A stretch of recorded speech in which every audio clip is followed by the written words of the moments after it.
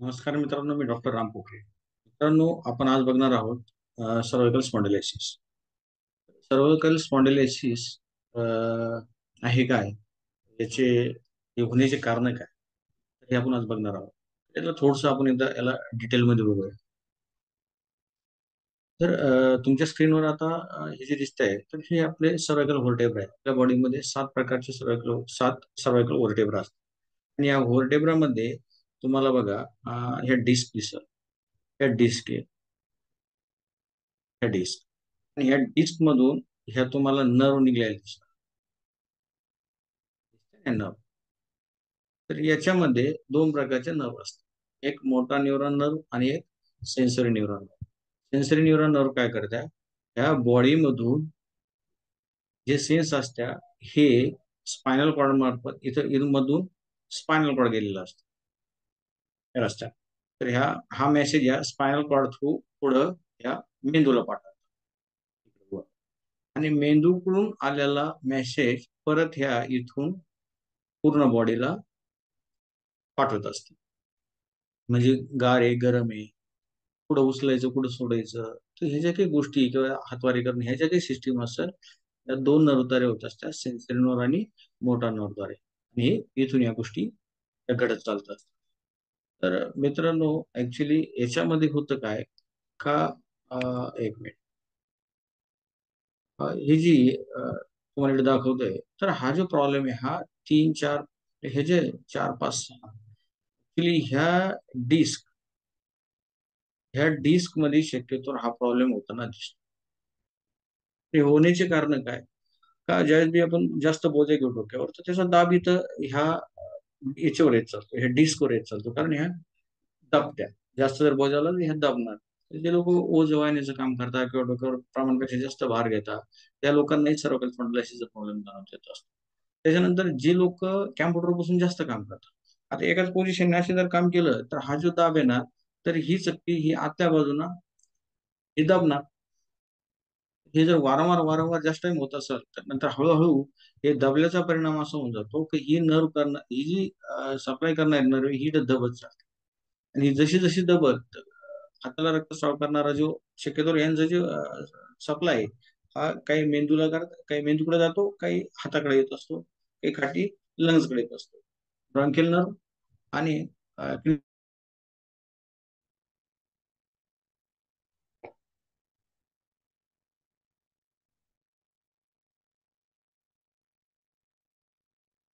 आता ऍक्च्युली जर age factor जर धरला आपण, तर एज फॅक्टर मध्ये बघा, 30 त्या वरच्या लोकांना हा त्रास तुम्हाला जास्तीत जास्त बघायला मिळतो वयाच्या 30 नंतर.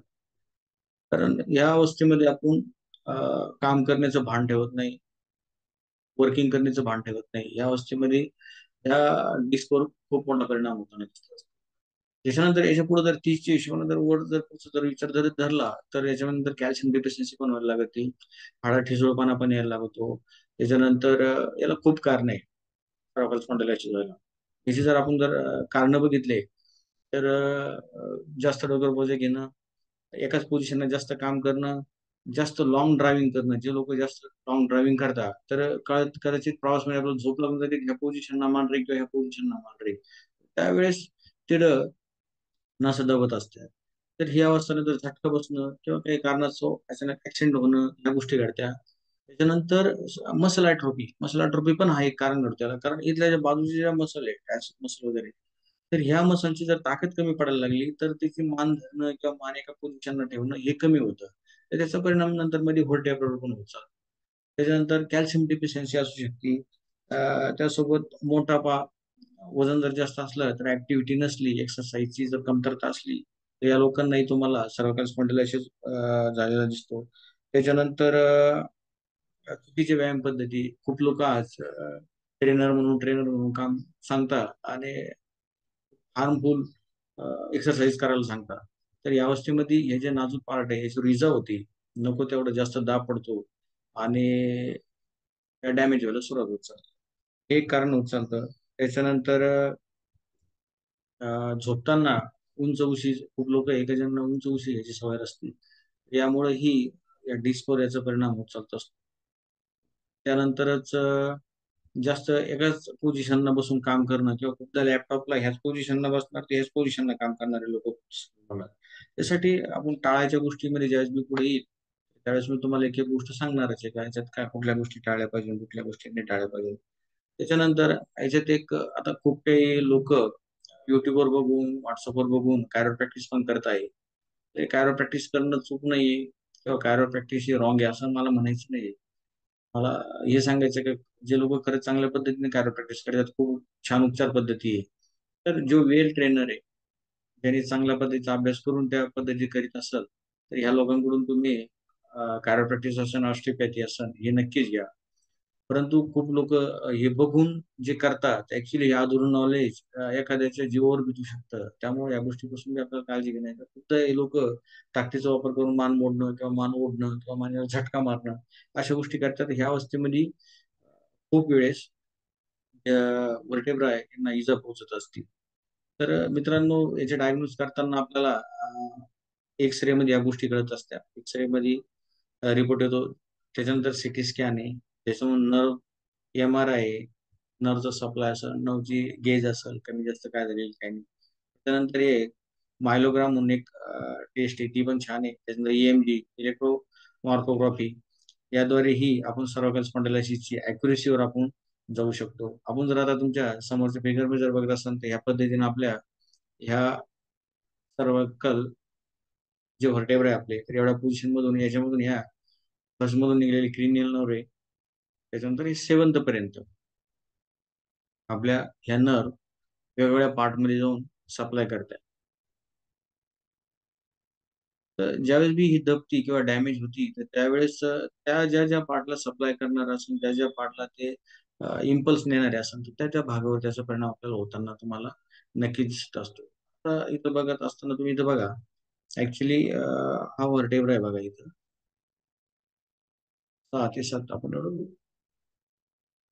त्याला सर्वायकल नर्व एवढ्या सर्वायकल नर्व आहे 7 ते 8. ऍक्च्युली व्हर्टेब्रा हे 7च आहे परंतु नर्व ह्या 8 आहे. तर ह्या 8 नर्व या वेगवेगळ्या ठिकाणी आपल्याला हे बघितलं पण बघा तुम्ही सर्वायकल व्हर्टेब्रा जे हे 7 सांगितलेले आहे परंतु ज्या नर्व आहे त्या नर्व तुम्हाला इथं 8 दिसतो. ठीक आहे. तर याच्यामध्ये थोडस ह्या फिगर मध्ये जर तुम्हाला बघितलं तर तुमच्या लक्षात येईल बघा. ऍक्च्युली हा जो आहे हा स्पायनल कॉर्ड आहे.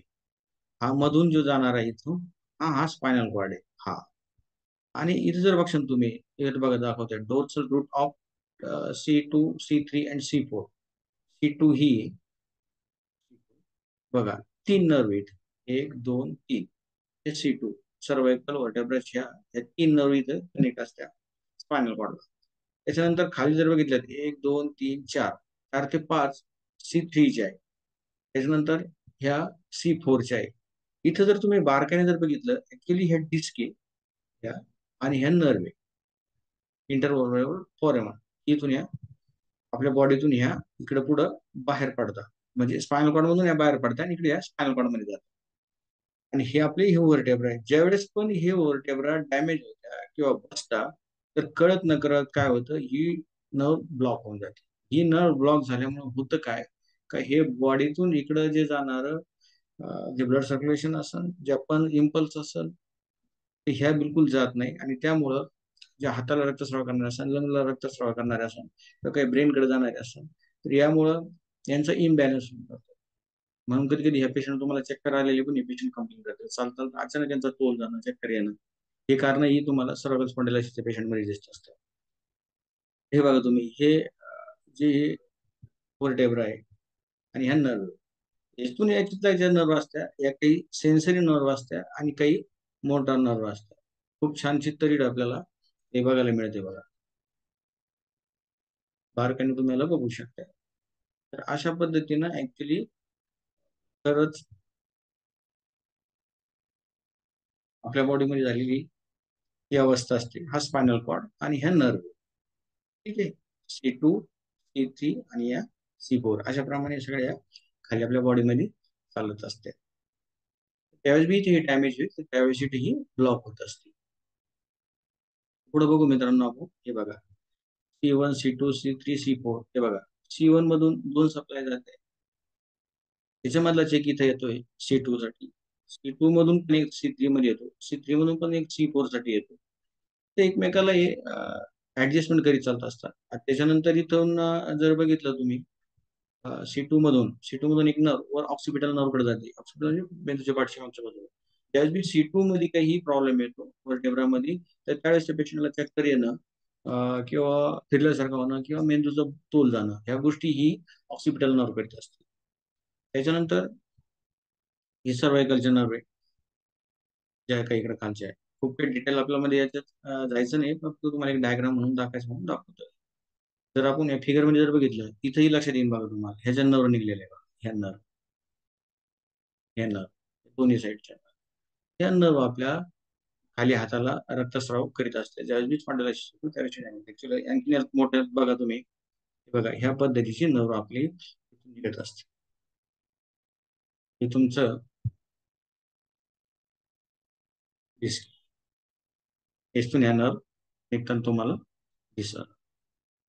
ज्यावेळेस बी हे डॅमेज होतं, तर बघा इथं कसं ती अगोदर निघत होती. ज्यावेळेस बी हा डॅमेज होतो, इथं जे कार्टिलेज होतं, जी चकती होती, ही डॅमेज झालेली, ही तुटलेली.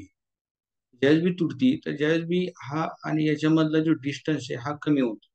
हा डिस्टन्स कमी होईल तर त्याचा दाब कळत न कळत त्या नर्ववर येतो, आणि ती जिथे जिथे रक्तस्राव करणारी आहे, तिथे तिथे ही कॉम्प्लिकेशन तयार करायला सुरुवात करते. ऍक्च्युअली हे सर्वायकल स्पॉन्डिलायसिस सोबतच नाही होत, हे लंबार मध्ये पण तेच होतं. स्पायनल कॉर्डचे जेवढं व्हर्टेब्रा जेवढे पण प्रत्येक व्हर्टेब्रा सोबत हीच गोष्ट घडत असते. त्या सगळ्यामध्ये ही डिस्क असते. या डिस्क सोबत ही अवस्था ज्यावेळेस घडली, आता याची बघा, ही एक तुम्हाला त्याच्यामध्ये आणखीन छान दिसत आहे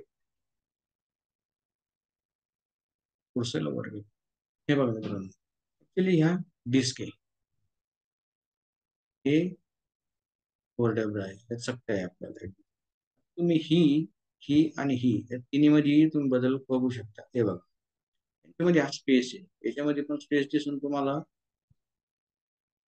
आणि तिच्यामध्ये पण हा स्पेस दिसतो. ह्या नॉर्मल आहे. त्यावेळेस बी बघा बल्गिंग डिस्क, याच्यातून काय होतं, ज्यावेळेस बी जो अति प्रमाणात ताप असला काही कारणास्तव, तर त्यावेळेस ही बल्क होऊन जाते. ज्यावेळेस बल्क होईल त्यावेळेस ती अशा पद्धतीने ब्लॉक, हा जो चाललेला आहे, हा नर्व चाललेली आहे ही मधून. तर अॅनाटॉमी फिजिओलॉजिकली आपल्याला आपल्या शरीरामध्ये अशा पद्धतीची घटना आपल्याला त्या बघताना म्हणजे मला होताना दिसत. सोबत आता जी डिस्क आहे, डिस्क मधलं कंडिशन सांगतो. डिस्क मध्ये कंडिशन काय असते, ही नॉर्मल डिस्क आहे. तर याच्यामध्ये एक पाण्यासारखं फ्लुइड असतं हे. तर ह्या डिस्कच्या मध्ये यालाही सपोर्ट करण्यासाठी फ्लुइड असतं, जेणेकरून जरी दाब झाला की डिस्क पण चिपकू नये म्हणून निसर्गानं असा नियम केलाय, त्याच्यामध्ये काही प्रकारचा फ्लुइड ठेवलेला आहे. फ्लुइडमुळे ते पूर्णतः दबत नाही. परंतु ज्यावेळेस मी वारंवार या गोष्टी त्याच्यावर घडत चालला, तर त्यावेळेस ही ऑबनॉर्मिटी इथं तयार होती. फ्लुइड इथं लीक होऊन जातं, नंतर ही डिस्क काम करणं कमी करते, काम करणं बंद करते, आणि त्याचा परिणाम असा होतो की ही आहे नॉर्मल अवस्था. आता हा स्पायनल कॉर्ड आहे आणि हा नर्व. ज्यावेळेस बी याची हे होती डिस्क असते, ज्यावेळेस बी डॅमेज होती, ती याला दाबायला सुरुवात करायची. हे बघा, ज्यावेळेस बी ही दबत निघतं, तर या पद्धतीचं इन्फ्लामेशन नर्व मध्ये तयार होतं. म्हणून पेशंट सांगताना मला खूप अंगार झाल्यासारखी वाटते, जळजळ खूप होती, वेदना होत आहे, सूज झाल्यासारखी आहे. त्याचं कारण हे जे तुमच्या आता स्क्रीनवर दिसत आहे. मित्रांनो, अशा पद्धतीचं जे पॅथॉलॉजी किंवा अॅनाटॉमी ही ह्या पद्धतीनं आपल्या बॉडीमध्ये होताना आपल्याला दिसते. त्यासोबतच एक मिनिट स्क्रीन शेअर.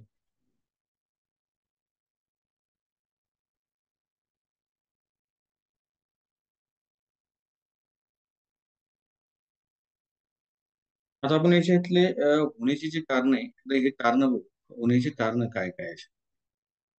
आपण उपचार हे सगळं बघणार आहोत, लक्षणं बघणार आहोत.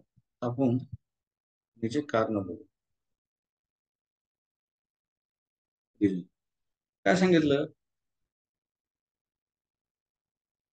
उंच पिलो, पिलो म्हणजे उशी, उंच उशी घेऊन जे लोक झोपतात, त्या लोकांना सेरेब्रल स्पॉन्डिलायसिस होतं. काय, जे लोक सरळ झोपतात ज्यांना सहज झोपायचं तर त्यांना फक्त काय करेल, हा मनका ह्या पोझिशनला राहावा एवढीच उशी घेतली पाहिजे, म्हणजे पतली उशी घेतली पाहिजे. परंतु ज्या लोकांची खूप जास्त पुढे ढेरी वगैरे आलेली आहे, त्या लोकांना या पोझिशनला, सुपाईन पोझिशनला झोपता येत नाही, तर ते एका होतो. त्यांना त्याच्यासाठी महत्वाचं आहे की हे लोक उशीने घेणार, तर घेईल तर खूप जास्त घेईल का जेणेकरून मानेची पोझिशन अशी होईल, किंवा घेईल तर खूप कमी घेईल, किंवा नुसता हाताचा वापर करेल, त्याच्यामुळे काय होते, तर परत फोल्डिंग होऊन जाते. तर त्या अवस्थेत तुम्हाला घेताना थोडीशी या पद्धतीने जर उशी घेतली तर मग हे पेशंटला हा त्रास होत नाही. परंतु जे लोक घेत नाही त्यांना हा त्रास होतो. त्याच्यानंतर आपण अगोदर बघितलं डस्ट बल्गिंग, ज्यावेळेस जी डिस्क असती ती दबती चपती, त्याच्यामुळं सर्वात स्पॉन्डिलायसिस होतो. त्याच्यानंतर बोनचा ठिसूळपणा, जे हाड आहे, ऑस्टिओ आर्थरायटिस असेल, ऑस्टिओपॅथी असेल, ऑस्टिओपरोसिस असेल, ऑस्टिओप्रोसिस असेल, यामध्ये हाडाचा ठिसूळपणा होत चालतो. या अवस्थेमध्येही या डिस्कवर परिणाम होतो आणि सर्वाइकल स्पॉन्डिलायसिस क्रिएट होतो. त्यानंतर ओबेसिटी, ज्या लोकांचं वजन जास्त असतं लोकांनाही तुम्हाला हा त्रास होताना दिसणार. त्याच्यानंतर गलत एक्सरसाइज, खूप लोक चुकीच्या पद्धतीनं मानेला झटके देणं, असं असं उभे वगैरे करणं, ह्या गोष्टी जे लोक करतात यावेळेस बी या बल्क डॅमेज होत्या, डिस्क डॅमेज होत्या आणि सर्व्हायकल स्पॉन्डिलायसिसचे प्रॉब्लेम क्रिएट होतो. त्याच्यानंतर एज फॅक्टर, ज्या लोकांचं वय 30 ते 40च्या पुढे, 40-50च्या पुढे आहे, तर हळूहळू हाडाची जी काम करणे, जी तन्यता पाहिजे, जी स्ट्रॉंगनेसपणा पाहिजे, तो कमी होत चालतो, तर त्यांनाही नंतर सर्व्हायकल स्पॉन्डिलायसिस त्रास लोकांना होताना दिसतो. त्यानंतर जास्त भार डोक्यावर घेणं हे पण कारण आहे. त्याच्यानंतर लॉंग ड्रायव्हिंग, जे लोक लॉंग ड्राईव्ह एकाच पोझिशनला बसतात तर त्यांनाही सर्व्हायकल स्पॉन्डिलायसिस होत नाही तुम्हाला दिसणार. नंतर आपण अगोदरच बघितलं होतं मसल अट्रोफी, मसलची ताकद नसल्यामुळे ताकद जर कमी पडली तर या गोष्टी तुम्हाला दिसणार. त्यानंतर कायरो ट्रीटमेंट, तुम्हाला अगोदर पण बोललो का कायरोच्या नावाखाली आज खूप लोकांनी धंदे मांडून बसलेले आहे, मला बी कायरो प्रॅक्टिस येते वगैरे, आणि अशा पद्धतीनं हे लोकांसोबत बी खेळ खेळत आहे. परंतु त्याच्यातले खरंच जे लोक तज्ञ आहे, जे लोक परफेक्ट आहे, त्या लोकांकडे तुम्ही कायरोप्रॅक्टिस नक्कीच करा, कारण कायरोप्रॅक्टिसचे रिझल्ट खूप छान आलेले आहे आणि खूप छान येतात. परंतु जे खरंच ज्या लोकांना कमी येत असून त्यांना हे सजेशन आहे का बुवा, चांगल्या लोकांकडे वेल ट्रेन व्हा आणि त्याच्यानंतर ज्या पद्धतीचं तुम्ही प्रॅक्टिस करा, जेणेकरून पेशंटला पण फायदा होईल आणि दोन पैसे तुम्हाला पण येतील.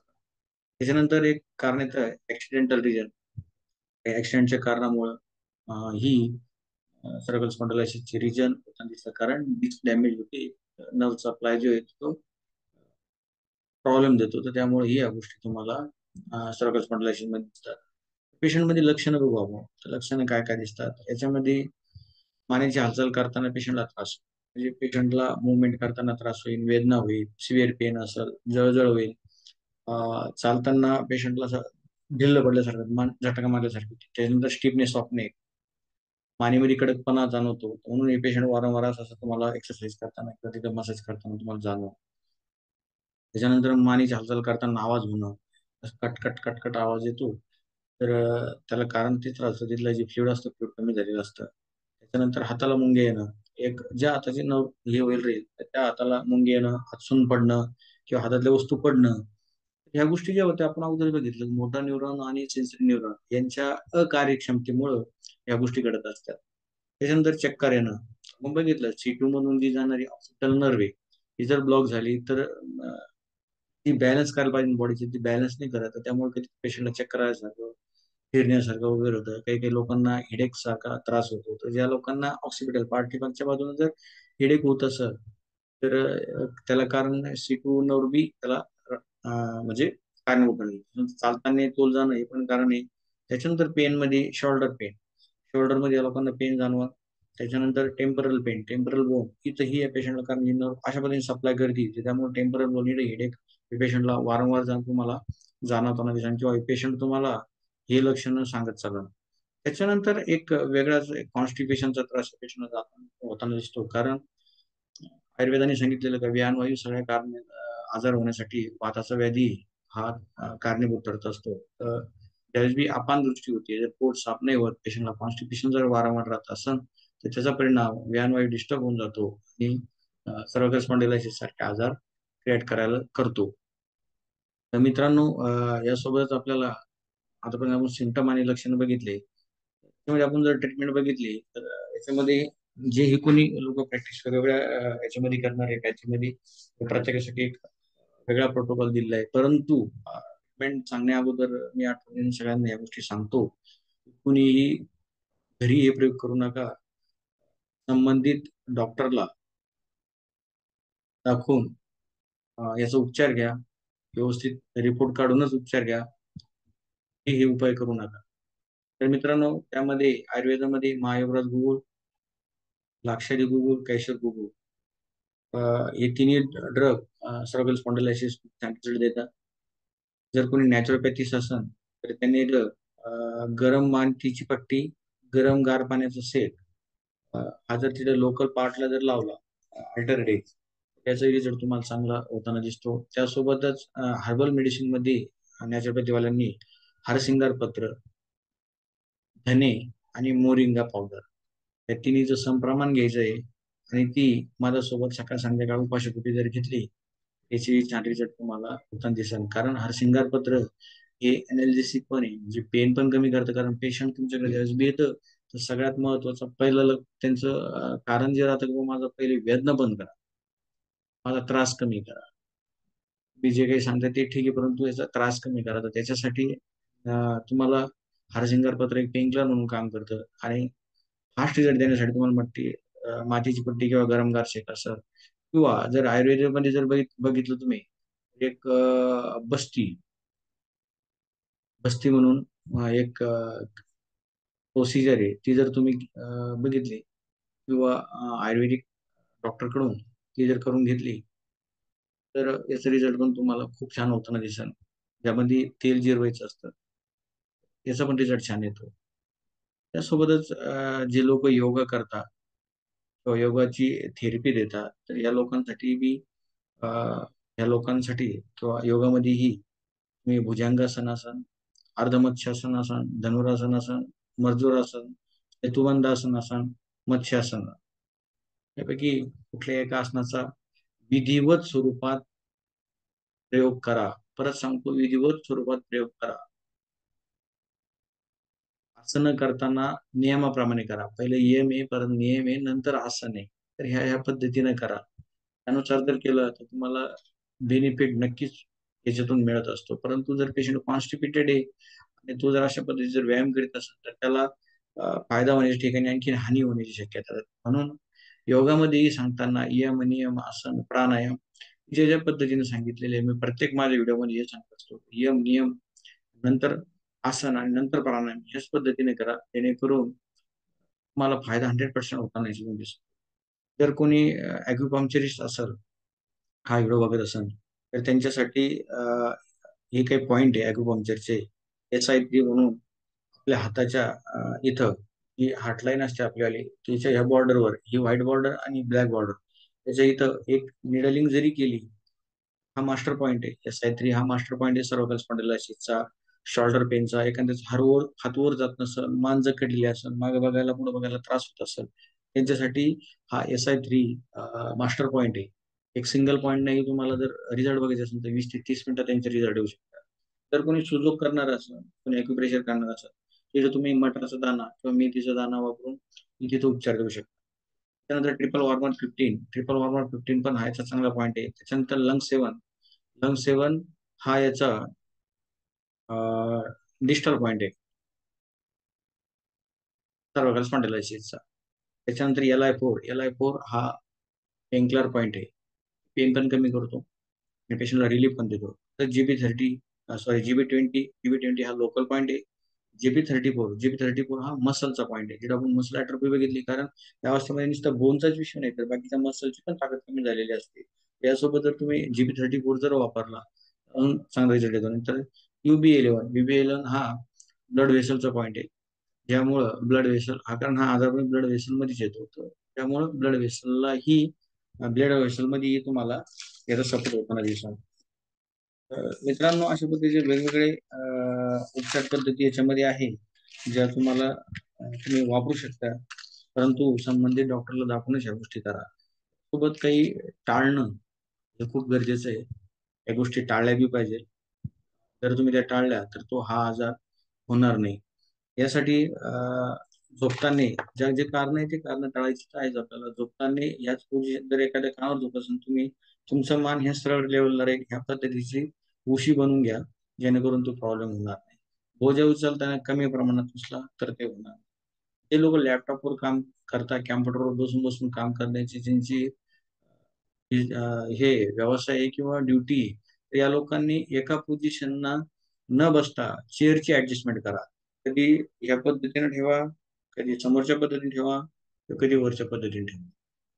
मानेची पोझिशन या 3 पद्धतीने करू शकता, किंवा एक मध्ये 10 ते 20 मिनिटाचा ब्रेक घेऊन थोडसा मानेला पण रिलीफ मिळेल. त्या पद्धतीनं या गोष्टी पण तुम्हाला जर केल्या तर याचा उपयोग एक होतो. त्याच्यानंतर जे लोक आपण बघितलं अगोदर का लॉंग ड्रायव्हिंग करतात त्यांनाही हा त्रास होतो. त्या लोकांना एक ड्रायव्हिंग पिलो येते गोल, तर ती घालून जर गाडीत बसलं किंवा गाडी ड्रायव्हिंग केली तर हा प्रॉब्लेम या पेशंटला होताना तुम्हाला दिसणार नाही. त्याच्यानंतरच आणि ज्या लोकांची हाईट सॉरी वेट जास्त आहे तर या लोकांनी वेट कमी करणं गरजेचं आहे. वेट जर कमी केलं तर साहजिकच या गोष्टी घडत असतात.